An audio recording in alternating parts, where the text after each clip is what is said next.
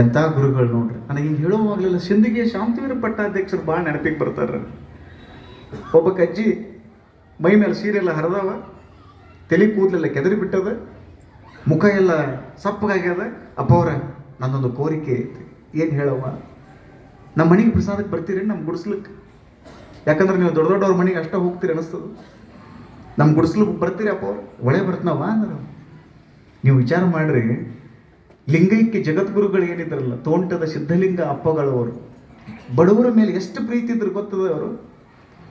ಬಡವರ ಮೇಲೆ, ದೀನರ ಮೇಲೆ, ಈ ಸಣ್ಣ ಸಣ್ಣ ವ್ಯಕ್ತಿಗಳ ಮೇಲೆ ಎಷ್ಟು ಜೀವ ಇದ್ರು ಅಂದ್ರೆ ಹೇಳಕ್ಕಾಗಂಗಿಲ್ಲ, ಅಷ್ಟು ಜೀವ ಇದ್ರು ಅವರು. ಗಾಡಿಯಾಗ ಹೋಗುವಾಗೆಲ್ಲ ಅವ್ರು ಹಿಂದಿರೋರೆಲ್ಲ ಡ್ರೈವರ್ಗಳೆಲ್ಲ ಹೇಳ್ತಿರ್ತಾರೆ, ಕೇಳಬೇಕು ಕರ್ಬಸಯ್ಯ ಅವರೆಲ್ಲ ಏನು ಸೇವಾದವರು, ಅವರೆಲ್ಲ ಅನೇಕ ಕಥೆಗಳನ್ನು ಹೇಳ್ತಿದ್ರು. ನಮ್ಮ ಈಗಿನ ಜಗದ್ಗುರು ಮಹಾಸನ್ನಿಧಿಯವರು ಹೇಳ್ತಿದ್ರು, ಅನಂತಪುರದ ಜಗದ್ಗುರು ಮಹಾಸನ್ನಿಧಿಯವರು ಆ ಕಥೆಗಳನ್ನು ಹೇಳ್ತಿದ್ರು. ಹಿಂಗೆ ಹಾದ್ಯಾಗ ಹೋಗುವಾಗ ಯಾರಾದರೂ ಬಿಸಿಲಾಗ ತಾಯಿ ಏನಾದರೂ ಸಣ್ಣ ಮಗುವಿನ ಎತ್ಕೊಂಡು ತರಕಾರಿಗಳನ್ನು ಮಾರಕ್ಕೆ ಕೂತ್ಲು ಅಂದ್ರೆ, ಹಣ್ಣುಗಳನ್ನು ಮಾರ್ಕೊಳಕ್ಕೆ ಕೂತ್ಲು ಅಂದ್ರೆ, ಅಲ್ಲೇ ಬಂದು ಗಾಡಿ ನಿಂದ್ರಿಸಿ ಎಷ್ಟು ಹಣ್ಣುದಾವ ಎಲ್ಲ ಅವ್ನ ಗಾಡಿ ಒಳಗೆ ಹಾಕಿ ಕೈಯಾಗ ಎಷ್ಟು ರೊಕ್ಕ ಬರ್ತಾವೆ ಎಲ್ಲ ಹಾಕಿ ಕೈಯಾಗ ಕೊಟ್ಟು ಮನೆಗೆ ಹೋಗುವ, ಬಿಸಿಲಾಗ ಕುಂಡ್ರಬೇಡ ಸಣ್ಣ ಹುಡುಗರನ್ನ ಎತ್ಕೊಂಡು ಅಂತ ತಿಳ್ಕೊಂಡು ಹೇಳ್ತಿದ್ರಂತ ಅಪ್ಪ. ಅವ್ರಿಗೆ ಯಾಕಂತ ಭಾವ ಬಂತು ಅಂದರೆ, ಸಿಂದಗಿಯ ಶಾಂತವೀರ ಪಟ್ಟಾಧ್ಯಕ್ಷರು ಅಂತ ಸಂಸ್ಕಾರವನ್ನು ಕೊಟ್ಟಿದ್ರಪ್ಪ ಅವರಿಗೆ.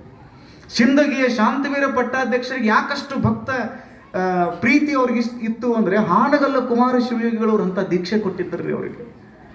ಇಷ್ಟೆಲ್ಲ ಇತ್ತಲ್ಲ. ಸಿಂದಗಿಯ ಪಟ್ಟಾಧ್ಯಕ್ಷರು ನನ್ನ ದೊಡ್ಡ ದೊಡ್ಡವ್ರ ಮನೆಗೆ ಅಟ್ಟ ಹೋಗ್ಕೊಂಡು ಅಂತ ತಿಳಿದೇನವ, ನೀನು ಗುಡಿಸ್ಲಿಕ್ಕೂ ಬರ್ತೀನಿ ನಾನು. ಭಾಳ ಚಲೋ ಆತ್ರಿ ಅಪ್ಪ ಅವ್ರ, ಬರ್ಬೇಕ್ರಿ, ನಾಳೆ ಬರ್ಬೇಕ್ರಿ, ನಿಮ್ಮ ಸಲುವಾಗಿ ನಾ ಎಲ್ಲ ಥರದ ಅಡುಗೆ ಮಾಡ್ತೀನಿ ನೋಡ್ರಿ ಅಪ್ಪ ಅವ್ರು.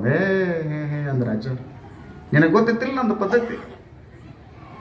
ಏನ್ರಿ ಅಜ್ಜಾರ, ಏನು ಹೋಳಿಗೆ ತುಪ್ಪ ಮಾಡಿಸ್ಬೇಕ್ರೋ, ಏನು ಶಿಖರ್ಗೆ ಹೋಳಿಗೆ ಮಾಡಿಸ್ಬೇಕ್ರೋ, ಏನು ಹುಗ್ಗಿ ಮಾಡಿಸ್ಬೇಕ್ರೋ, ಏನು ಹಾಲುಗ್ಗಿ ಮಾಡಿಸ್ಬೇಕ್ರೋ, ಏನು ಕರಿಗಡಬ ಯಾಕೆ ಹೇಳಕತ್ತಾಳೆ ಎಲ್ಲ ಮುಂದೆ. ಸಿಂದಗಿಯ ಶಾಂತವೀರ ಪಟ್ಟಾಧ್ಯಕ್ಷರು ಅಂದರು, ನಾನು ಏನೂ ತಗೊಳಂಗಿಲ್ಲವ, ಒಂದು ರೊಟ್ಟಿ ಪುಂಡಿ ಪಲ್ಯ ಇಷ್ಟೇ ತಿನ್ನವನ, ಎಷ್ಟು ಮಾಡ್ತಿ ಅಂದ್ರೆ ಬರ್ತ ನೋಡಿ ನಿನ್ನ ಮನೆಗೆ ಅಂದ್ರು. ಅಪ್ಪ ಅವ್ರು ಮತ್ತೆ ನೀವು ಹೋಳಿಗೆ ತುಪ್ಪ ತಿನ್ನಂಗಿಲ್ಲ ರೀ? ತಿನ್ನಂಗಿಲ್ಲ, ಹೋಳಿಗೆ ತುಪ್ಪ ತಿನ್ನೋದು ಬಿಟ್ಟು 10 ವರ್ಷ ಆತ್ನ ಅಂದ್ರೆ ಅಜ್ಜ. ಹಂಗ್ರೆ ಅಪ್ಪರ ಒಳ್ಳೆ ಆತು ಬಿಡ್ರಿ. ಹಂಗಿದ್ರೆ 2 ರೊಟ್ಟಿ ಪುಂಡಿ ಪಲ್ಯ ಅಷ್ಟೇ ಬೇಕಲ್ರಿ ಅಪ್ಪರ? ಅಷ್ಟೇ ಬೇಕು ನೋಡುವ, ಆಯ್ತು ನಾಳೆ ಈ ಟೈಮಿಗೆ ಬರ್ರಿ ಅಪ್ಪ ಅವ್ರು, ನಾ ಬರ್ತನವ ಅಂದ್ರು. ಹಿಂಗೆ ಅಜ್ಜಿ ಹೋದಳ್ರಿ, ಸೇವಾ ನಾವು ಹಿಂದೆ ನಿಂತಿದ್ದೆ. ಅಪ್ಪರ ಸ್ವಾಮಿಗಳಿಗೆ ಸುಳ್ಳು ಹೇಳ್ಬೋದನ್ರಿ ಅಮ್ಮ? ಯಾಕೆ ಗೊತ್ತಮ್ಮ ಅಂದ್ರು. ಅಲ್ರಿ ನಿನ್ನೆ ಒಬ್ರು ಮನೆಗೆ ಹೋಗಿ ಹೋಳಿಗೆ ತುಪ್ಪ ತಿಂದು ಬಂದೀವಿ.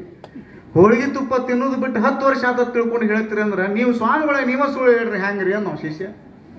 ಅವಾಗ ಸಿಂದಗಿಯ ಪಟ್ಟದೇವ್ರು ಹೇಳಿದ್ರಂತ, ನಾ ಹೋಳಿಗೆ ತುಪ್ಪ ತಿಂತೀನಿ ಅಂತ ತಿಳ್ಕೊಂಡು ಅವ್ಗೆ ಹೇಳಿದ್ನಿ ಅಂದ್ರೆ ಸಾಲ ಮಾಡಿ ತುಪ್ಪ ತರ್ತಾಳೋ ಆಕೆ ಸಾಲ ಮಾಡಬಾರ್ದು ಅನ್ನೋ ಕಾರಣಕ್ಕೆ ಹಂಗೆ ಹೇಳಿನಪ್ಪ ಹೊರತು ನಾ ಬೇರೆ ಕಾರಣಕ್ಕೆ ಹೇಳಿಲ್ಲ ಅಂತ ಹೇಳಿದ್ರು. ಅಂದರೆ ಆ ಗುರುಗಳ ಆ ಭಕ್ತ ಪ್ರೀತಿ ನೋಡ್ರಿ ಹೆಂಗದ, ಅದು ಅದ್ಭುತ. ನಂಬಿಯನ್ನು ಥರದ ಅಡಿಗೆಯನ್ನು ಮಾಡಿಸಿಟ್ಟಿದ್ದ, ಮತ್ತೆ ಮಾಡಿಸಿಟ್ಟನ್ರಿ ಅವನು. ತೋಂಟದ ಸಿದ್ಧಲಿಂಗ ಶಿವಯೋಗಿಗಳು ಕುಳಿತುಕೊಂಡು ಲಿಂಗಾಂಗ ಸಾಮರಸ್ಯವನ್ನು ಮಾಡಿ ಶಿವಯೋಗದ ಶಿಖರವನ್ನು ಏರಿ ಕುಳಿತುಕೊಂಡು ಪೂಜೆಗೆಲ್ಲ ಮುಗಿದ ಮೇಲೆ ಪ್ರಸಾದ ತೊಗೊಂಡು ಬರ್ರಿ ಅಂದರು. ಬಿಸಿ ಬಿಸಿ ಅಡುಗೆ ಮಾಡಿದ್ರಲ್ಲ, ತರಾತುರಿಗಳಿಗೆ ಎಲ್ಲರೂ ತೊಗೊಂಡು ಬಂದು ನೀಡಾಕತ್ರು. ನೀಡಬೇಡ್ರಿ ಅಂದ್ರೆ ಆಚಾರ, ನೀಡಬೇಡ್ರಿ, ಇಲ್ಲಿ ಪ್ರಸಾದ ನೀಡಬೇಡ್ರಿ. ಯಾಕ್ರಿ ಅಪ್ಪ ಅವ್ರು ಏನಾದರೂ ದೋಷ ಆತೇನ್ರಿ? 12 ವರ್ಷದ ಹಿಂದೆ ಮಾಡಿಟ್ಟಿದ್ದೆಲ್ಲ ಹಗೆಯೊಳಗೆ ಆ ಪ್ರಸಾದವನ್ನು ಕೆಡಿಸಬಾರ್ದು ಅನ್ನೋ ಎದೆ ರೂಮ್ ಅಂದು ಬಿಡ್ತೀರಿ ಅವರು.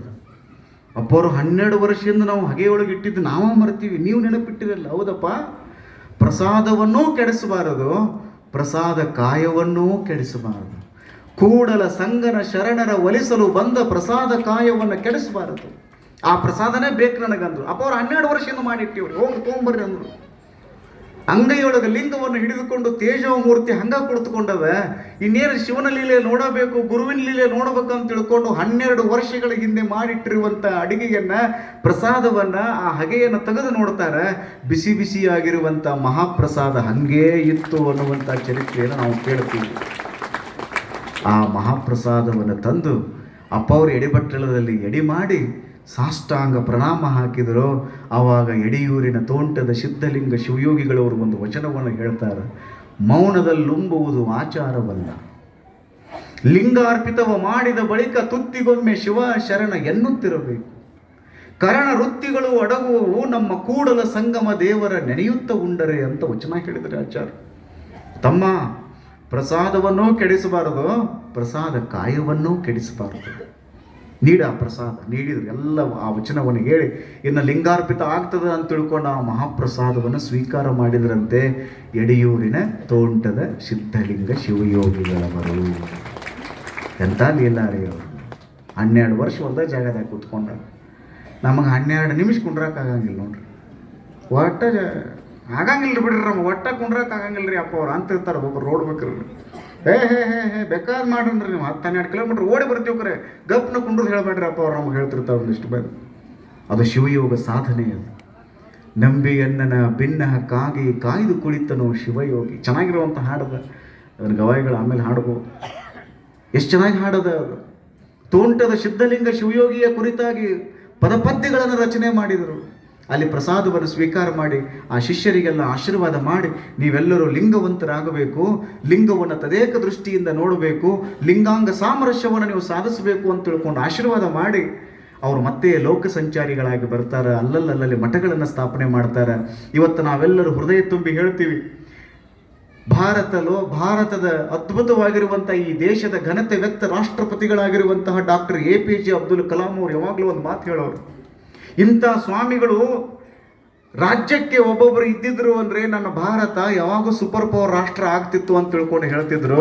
ಯಾವ ಸ್ವಾಮಿಗಳ ಬಗ್ಗೆ ಹೇಳ್ತಿದ್ರು ಅಂದರೆ ಸಿದ್ಧಗಂಗೆಯ ಪರಮ ಪೂಜ್ಯ ಶ್ರೀ ಶಿವಕುಮಾರ ಮಹಾಸ್ವಾಮಿಗಳವರ ಬಗ್ಗೆ ಈ ಮಾತನ್ನು ಹೇಳ್ತಿದ್ರು ಡಾಕ್ಟರ್ APJ ಅಬ್ದುಲ್ ಕಲಾಂ ಅವರು. 2020 ಕನಸನ್ನು ಕಟ್ಕೊಂಡಿದ್ರು, ಸೂಪರ್ ಪವರ್ ರಾಷ್ಟ್ರ ಆಗುತ್ತೆ ಅಂತ ಹೇಳ್ತಿದ್ರು. ಅಂಥ ಗಣತಿಗತ ವ್ಯಕ್ತಿ ರೀ ಅವರು.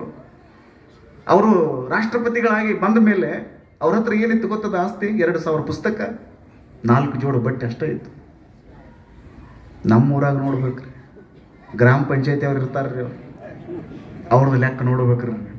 ಎಷ್ಟು ಖರ್ಚು ಮಾಡೋದು, ಮತದಾರರು ಭ್ರಷ್ಟರು, ಅವರು ಎಲ್ಲರೂ ಸಿಕ್ಕಾಪಟ್ಟಿ ರೊಕ್ಕ ಕೊಟ್ಟು ಅವ್ರು ಓಟ್ ಹಾಕ್ಸ್ಕೊಳ್ತಾರೆ. ಆಮೇಲೆ ಮತ್ತೆ ರೊಕ್ಕ ಕೊಟ್ಟು ಓಟ್ ಹಾಕ್ಸ್ಕೊಂಡ್ರೆ ಅದ್ರ ಬಿಡ್ತಾರನ್ರಿ ಅವರು ಅದನ್ನ ಮಾಡೋರಲ್ಲ.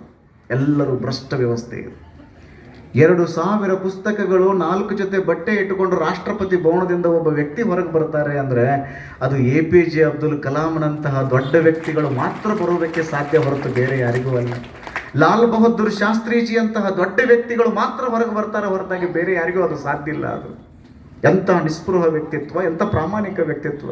ಅವ್ರು ಹೇಳಿದರು, ಸಿದ್ಧಗಂಗೆಯ ಡಾಕ್ಟರ್ ಶಿವಕುಮಾರ ಸ್ವಾಮಿಗಳಂಥ ಸ್ವಾಮಿಗಳು ರಾಜ್ಯಕ್ಕೆ ಒಬ್ಬೊಬ್ಬರಾಗಿದ್ದರು ಅಂದರೆ ನನ್ನ ಭಾರತ ಯಾವಾಗೂ ಸೂಪರ್ ಪವರ್ ರಾಷ್ಟ್ರ ಆಗ್ತಿತ್ತು ಅಂತ ಹೇಳ್ತಾರೆ. ಸಿದ್ಧಗಂಗೆಯ ಕ್ಷೇತ್ರ ಯಾಕಷ್ಟೊಂದು ಪ್ರಸಿದ್ಧಿ ಪಡೆದಿದೆ ಅಂದರೆ ಅದೇ ಸಿದ್ಧಗಂಗೆಯಲ್ಲಿ ತಪಸ್ಸನ್ನು ಮಾಡಿ ಗಂಗೆ ಉದ್ಭವಿಸುವಂತೆ ಮಾಡಿರುವಂತಹ ಯೋಗಿ ವರೇಣ್ಯ ಯಾರು ಅಂದರೆ ಯಡಿಯೂರಿನ ತೋಂಟದ ಸಿದ್ಧಲಿಂಗ ಶಿವಯೋಗಿ ಅನ್ನುವಂಥದ್ದನ್ನು ನಾವು ನೆನಪಿನಲ್ಲಿ ಇಟ್ಕೊಳ್ಬೇಕು. ಎಂಥ ಕ್ಷೇತ್ರ ಅದು. 10,000 ಮಕ್ಕಳಿಗೆ ಶುಚಿರುಚಿಯಾಗಿರುವಂಥ ಪ್ರಸಾದವನ್ನು ದಿನಕ್ಕೆ 3 ಹೊತ್ತು ಮಾಡಿ ಉಣಬಡಿಸಲಾಗುತ್ತದೆ ಅಂದರೆ ಸಾಮಾನ್ಯ ಸಂಗತಿ ಅಲ್ಲ. ನಮ್ಮ ಮನೆಯೊಳಗೆ 4 ಮಂದಿ ಇರ್ತೀವಿ, ಫ್ರಿಜ್ನಾಗ ಒಮ್ಮೆ ನೀವು ಸಾರು ಮಾಡಿ ಇಟ್ಟರೆ ಅಂದ್ರೆ 4 ದಿನ ಉಂತೀರಿ. ನೋಡ್ರಿ, ಎಲ್ಲರೂ ಬೋನ್ ಅಳಿಗಾಡ್ಸಾಕತ್ತೀರಿ. ಹೌದ್ರಿ ಅಪ್ಪಾರ, ಅದನ್ನ ಇನ್ನೂ ಸ್ವಲ್ಪ ಹೇಳ್ರಿ ಅಪ್ಪಾರ, ನೀವೆಲ್ಲರೂ ಅದನ್ನು ಹೇಳಬೇಡ್ರಿ ಅಪ್ಪಾರ ಅಂತ ನೀವು ಅಂತೀವಿ.